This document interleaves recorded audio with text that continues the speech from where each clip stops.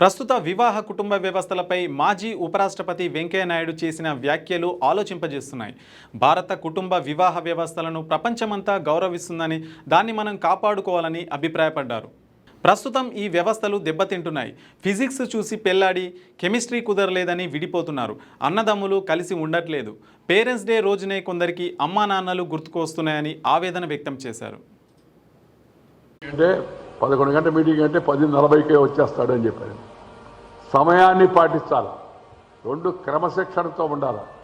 3 ఇతరులను కలుపుకొని పోవాలి. ఈరోజు కుటుంబ వ్యవస్థలో, మన కుటుంబాల్లో, రాజకీయంలో ఇతరులను కలుపుకునే పరిస్థితి టీం తగ్గిపోతా ఉంది. కుటుంబంలో కూడా సరిగా అన్నదమ్ముడు కూడా సరిగా ఉండే పరిస్థితి ఏర్పడుతుంది వాళ్ళ. అలాగే వివాహాల్లో కూడా మనం చూస్తున్నాం. కొంతమంది చెప్తూ ఉంటారు మాట్లాడుతూ, ఈ మధ్య ఇవ్వడాకులు ఎక్కువైపోయి వాళ్ళిద్దరికీ కెమిస్ట్రీ కుదరలేదట అని. ఫిజిక్స్ చూసి పెళ్లి చేసుకున్నప్పుడు కెమిస్ట్రీ కుదరలేదని తర్వాత విడిపోతామని చెప్పిన కారణం చెప్పడమే నాకైతే అర్థం కావడం. ఇది మంచిది కాదు. ప్రపంచంలో భారతదేశానికి గౌరవం ఎందుకు తెలుసా? మన కుటుంబ వ్యవస్థ చూసి, మన వివాహ వ్యవస్థ చూసి అందరూ గర్విస్తూ ఉంటారు. ఆ పద్ధతులు, ఆ సాంప్రదాయంలో ఉండాలని చెప్పండి. దాన్ని మనం గర్వించుకొని దాన్ని మనం అందరం కూడా పాటించాల్సిన అవసరం ఎంతో ఉంది. రాజకీయ కార్యకర్తకి ఇందాక నేను చెప్పినట్టుగా 10 మందికి ఉపయోగపడే కార్యక్రమాలు చేసే స్వభావం ఉండాలా. ఆ విధంగా తన జీవితాన్ని మలుచుకోవాలా.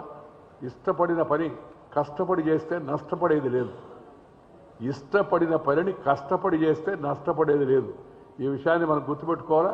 దానికి ఉదాహరణ శ్రీమన్నారాయణ గారి యొక్క జీవితం అని చెప్పిన సందర్భంగా మీకు మనం చేస్తున్నా.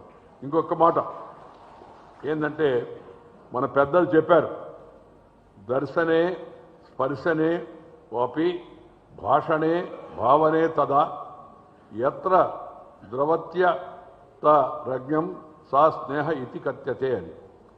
ఎవరినైనా చూసినప్పుడు కానీ, తాకినప్పుడు, స్పృశించినప్పుడు కానీ, మాట్లాడినప్పుడు కానీ, పలకరించినప్పుడు కానీ, మన మనసులో భావించినప్పుడు కానీ ఆహ్లాదంతో, ఆనందంతో, ఆత్మీయతతో ఆర్ద్రత ద్రవిస్తుందో మనసులో. అలానే శ్రీమన్నారాయణ కనపడుతున్నాడు, శ్రీమన్నారాయణ గారు వస్తారనగానే మనసులో చెప్పరా అని ఆనందం వస్తుంది.